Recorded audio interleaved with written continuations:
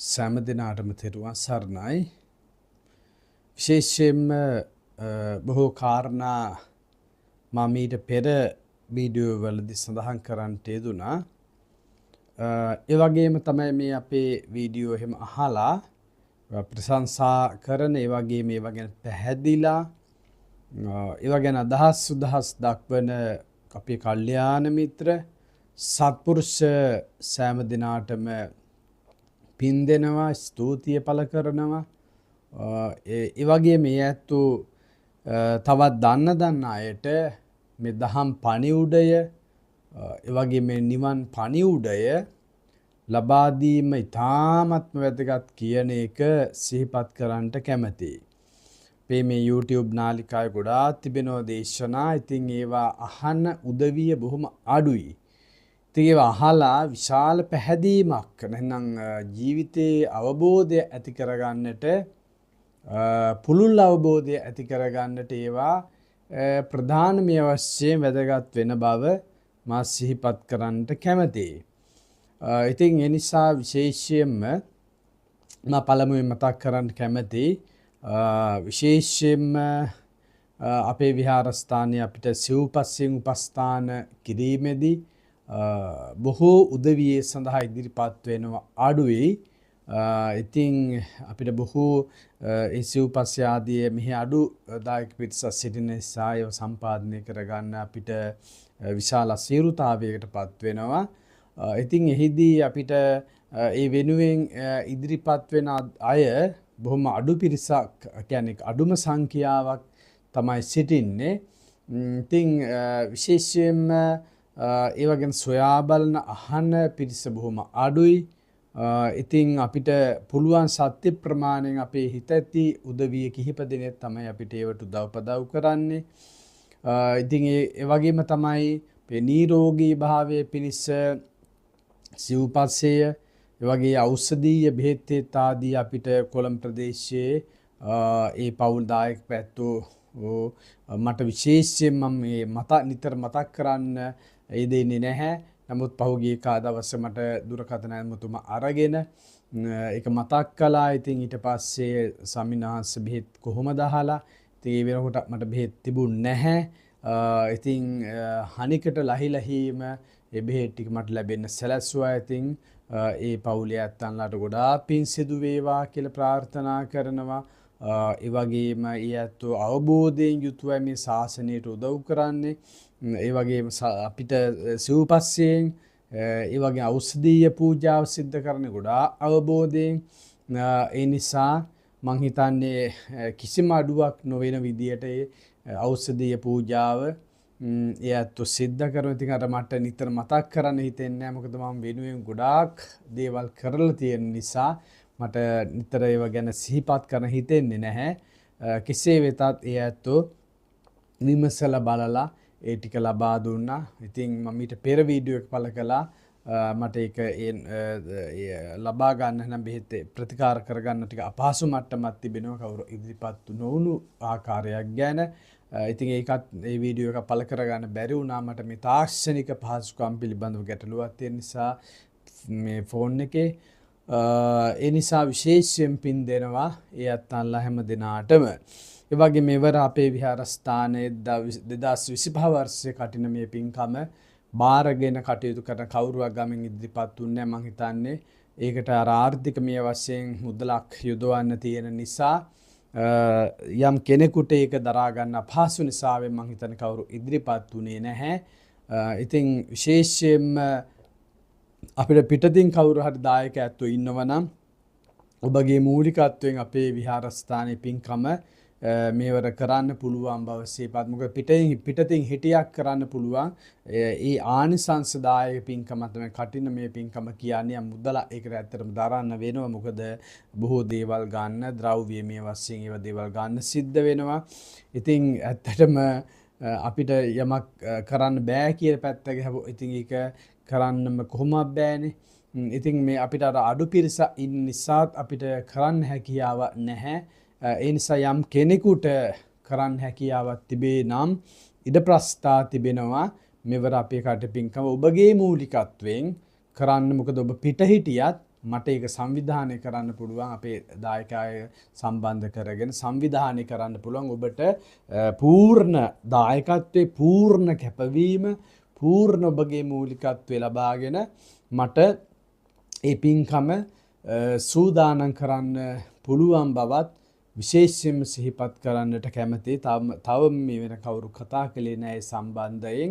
ඒකත් මේ වෙලාවේ මතක් කරනවා. ඒ වගේම තමයි තවත් වැදගත් වූ කාරණයක් මතක් කරනවා.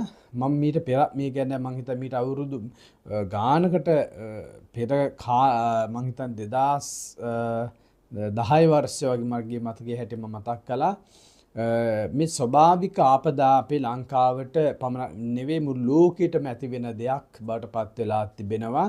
මොකද මිනිසා ස්වභාව දහමට අනුගත නොවි වැඩ කටයුතු කිරීම ප්‍රධාන ගැටලුවක් බවට පත් වෙලා තියෙනවා.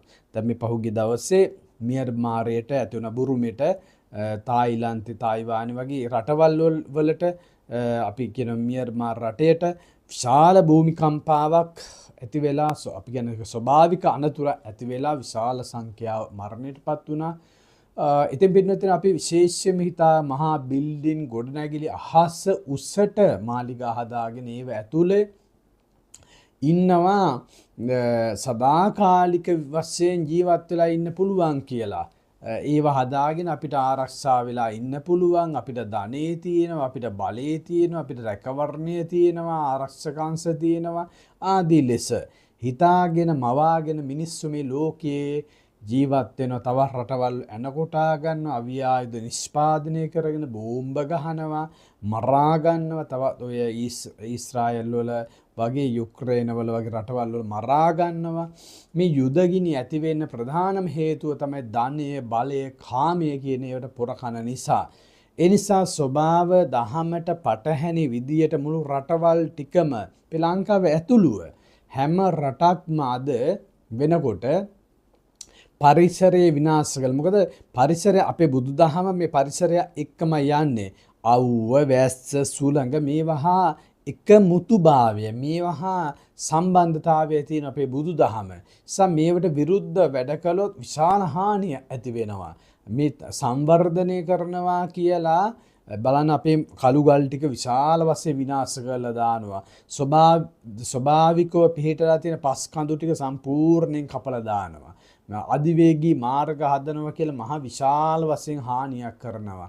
ඉතින් මේව පින්නතුනේ මේ తాවකාලික පැලැස්තර ගහලා මිනිස්සු මේව හැදුවට අනාගතයේදී විශාල ජන සංහතිය මහ පොළොවට සමතලා වෙලා යන විදියට මේ ස්වභාව දහම විනාශයටපත් වෙනවා. මේ ස්වභාව දහම සහ මුලින්ම මිනිස්සු සමහර දහස් ගණන් ලක්ෂ ගණන් එකතැන සමූල ඝාතනය වෙන විදියට මේ පරිසරය ඒවට දඬුවම් ලබා දෙනවා. ආසියාතික රටවල් වල අද පේනවනේ වෙනක බිල්ඩින් කඩාගෙන වැටෙනවා. ඒ නිසා සමහර විටක දහස් ගණන් මහ පොළොව යටට ගිලා බැහැලා ඔය බිල්ඩින් ගොඩනැගිලි ගිලා බැහැලා මිනිස්සු විශාල වශයෙන් මැරිලම ඝාතනය වෙන්න පුළුවන්, මරණයටපත් වෙන්න පුළුවන්. ඒ වගේ අනාගතයේදී විශාල වශයෙන් මේක මේ අපි අනාවැකි වශයෙන්ම කියන්නේ මේවා. ඒ වගේම තමයි මේ පරිසරයේ නැසලා බලන් ගස් කොළන් ටික විනාශ කරන ස්වභාවිකව පිහිටලා තියෙන කඳු බුදුන් ටික කපලා දානවා, කළුගල් ටික විනාශ කරලා දානවා. ඒ නිසා මේ ලංකාව සම්පූර්ණයෙන්ම අනාගතයේ තව අවුරුදු 20-25ක් පවත්වාගෙන යන්න බැරි මට්ටමටම විනාශ කරලා දැන් හමාරයි. මේවට පරිසර වේදින් නිහඬයි, හාමුදුරුවරු නිහඬයි, කවුරුව කතා කරන්නේ. අපි කතා කරනකොට අපේ කටවල් වහලා ඒව සමහර විට පත්තර වලින් පළ කරන්නේ, මාධ්‍ය වලින් පළ කරන්නේ වහනවා. ඒ නිසා යම් පිරිසක් සුඛ විහරණය ඇති කරගෙන උජාරුවෙන් මේ මහා ලෝකයේ තුල අපි දියුණුයි කියලා දඟලනවා. හැබැයි මේවා විපාක දෙන්න ආවහම කෑකෝ ගහගෙන ළමයි ලපටින් තමන් එක්ක මහ පොළොවට සමතලා වෙලා යනවා. දැන් මියන්මාර් රටට පේනවනේ, දැන් බුරුමිට පේනවනේ වෙන දේ.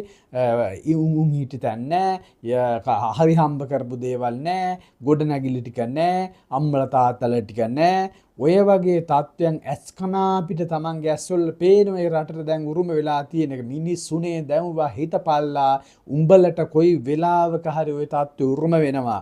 ලංකාවේ අපිට අගනගරේ ඉන්න කොළඹ මිනිස්සුනේ උඹලට, මහනුවර මිනිස්සුනේ නුඹලට, වෙනත් රටවල් වල ඉන්න මිනිස්සුනේ නුඹලට කොයි වෙලාවක හරි ඔය තත්ත්වය උරුම වෙනවා.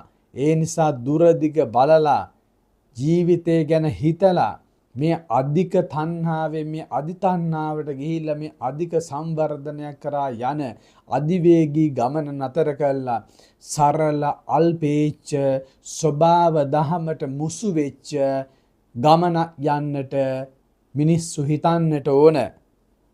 ගහට කොළට ස්වභාව දහමට අනුගත වෙච්ච, පරිසරයට අනුගත වෙච්ච, ඊට පස්සේ පරිසරයට ආදරය කරන, ගස් කොළන් වලට ආදරය කරන හිතක් පපුවක් තියෙන මිනිස්සු හැදෙන්නට ඕන. මේ කම්පියුටර් තාක්ෂණයේ වගේ, ෆෝන් එක වගේ, ඒ ජංගම දුරකථනයේ ඔළුව තියෙනවා වගේ, කම්පියුටරේ ඔළුව තියෙනවා වගේ මිනිස්සු මේ ලෝකේ නිර්මාණය වෙලා දැන් මහ ලෝකෝට කියන්නේ රජයේ වුණ අපි ඩිජිටල් කරණයට යනවා, අපි තාක්ෂණයට යනවා. තාක්ෂණයට ගියට කමන්නේ ඇතැම් දේවල් ඕන තමයි. නමුත් මුළු මිනිස්සුම තාක්ෂණයට ගියන් පස්සේ මේ ලෝකෙ විනාශ වෙනවා. මේ රටවල් ටික විනාශ වෙලා යනවා. ස්වභාව දහමට අනුගත වෙලා මේ පරිසර වේදීන් කියලා මහා මෝඩ මුග්ධ මිනිස්සු ටික ඉන්න මිනිස්සුනේ. ඒ මිනිස්සු හරි මේවට කතා කරන්නට ඕන. මේ වගේ විනාශයක් වෙනවා, මේක හානියක් වෙනවා. මේ නතර වේ කරන්න ඕන ක්‍රමවේද කියන්නට ඕන. පරිසරයේ විනාශ වුණොත් මිනිස්සුන්ට ජීවත් වෙන්න බෑ. දැන් අද වෙනකොට මේ මහ පොළොවේ අපි ඉන්න පළාත්වල විශාල වශයෙන් මහ පොළොව විශාල සබා දහමෙන් පිහිටලා තිබුණු කඳු මුදුන් ඔක්කොම කපලා ඉවරයි, විනාශ කරලා. ඉතින් බලන්නකෝ අනාගතයේදී මොනතරම් හානියක්ද කියලා. తాවකාලික පැරස්තර ගහන්න අධිවේගී මාර්ග හදන්න ඕන කියලා. ඒ නිසා විශේෂයෙන්ම අපේ මේ පුංචි රට පවා විනාශ කළා. අනාගතයේ දහස් ගණන් මිනිස්සු ඇස්කනා පිටම නැති වෙලා ස්වභාව දහම දඩුවම් දෙන්න පටන් ගන්නවා. එතකොට ඔය පන්සල්ද, ඔය චෛත්‍යද, ඔය විහෙර විහාරද, ඔය මාලිගාද, ඔය හදාගෙන තියෙන ඔක්කොම මහ පොළොවට සමතලා වෙලා යනවා. මහ ලොකුට කෑ ගහනවා. බුදු රූපේ මහා බලයක් තියෙනවා, චෛත්‍යයේ මහා බලයක් තියෙනවා, බෝධියේ මහා බලයක් තියෙනවා. ඔහොම කෑ ගහ ඉන්න ඔය මිත්‍යා දෘෂ්ටිකයන්ට එදාට වැටහෙවි මොකද්ද සත්‍යය කියලා. ඒ නිසා මියන්මාර් රටේට වෙලා තියෙන අර බුදු පිළිම මහ පොළොවට යට වෙලා යනවා. අර බුද්ධ මාලිගා මහ පොළොවට සමතලා වෙලා යනවා. ඒ නිසා භෞතික වස්තුවක සත්‍යයක් තියෙනවා කියලා මහා මිත්‍යා දෘෂ්ටිකත්වය ලෝකෙ හමුවේ තබලා අහස උසට කොන්ක්‍රීට් වනාන්තර හදලා මිනිස්සු මේ මහා මෝඩ ලෝකයකට තල්ලු කරගෙන යන ගමන නතර කළ යුතුයි. ඒ නිසා ඒව නතර කරලා ස්වභාව දහම එක්කලා යන සරල අල්පේච්ඡ ගමන සකස් කරගත යුතුයි කියන එක මා විශේෂයෙන් මතක් කරන්නට කැමතියි. ඒ නිසා ඒ රටවල් වල ඒ සිද්ධ වෙලා තියෙන ඝාතන වලට ඉතින් විනාශයට අපේ කනගාටුව පුද කරනවා. ඒ රටවල් වලට එවැනි දේවල් සිද්ධ නොවේවා කියලා ප්‍රාර්ථනා කරනවා. නමුත් අපි එහෙම ප්‍රාර්ථනා කළාට පින්නතුනේ ඒක එහෙම වෙන්නේ නැහැ. ඒ මිනිස්සුන්ගේ මෝඩ ක්‍රියාකලාප නිසා, ඒ රට කරවන නායකයන්ගේ තියෙන අදූරදර්ශී ක්‍රියාකලාප නිසා තමයි රටේ මිනිස්සුන් හිටිතැන් නැති වෙලා යන්නේ. අපේ ලංකාවට එහෙමමයි. තව අනාගතයේදී බලන්න ඔය ඇත්තන්ලාට හිතන්න පුළුවන් වෙයි මොනතරම් හානියක් මේ ලංකාවට වේවිද කියලා. දැන් කාල බීලා ජොලිය ඔහොම ඉඳීවි නටලා hina වෙලා. හැබැයි ඉස්සරහදී විශාල ඛේද ජනක තත්ත්වයක් මේ ලංකාවට උරුම වෙනවා. ඒක නිසා මේ භයානක තත්ත්වය අපේ ඉස්සරහා තියෙනවා. ඒ නිසා ස්වභාව දහමට අනුගත වෙලා කටයුතු කළ යුතුයි කියන එක විශේෂයෙන්ම මේ වෙලාවේ සිහිපත් කරන්නට කැමැති. තවත් අදහස් ඉස්සරහදී සිහිපත් කරන්නට කැමැති. අදට මා මෙතන අදහස් පළ කිරීම නතර කරනවා. ඒ ඔබ හැම දිනාටම තෙරුවන් සරණ වේවා. සබා දහමට අනුගත වෙච්ච ඒ වගේම සුන්දර මිනිස්සෙ විදියට හිත පිරිසිදු කරගත් මිනිස්සෙ විදියට ඔබට ජීවත් වෙන්න සත්‍ය ලැබේවා කියලා ප්‍රාර්ථනා කරනවා.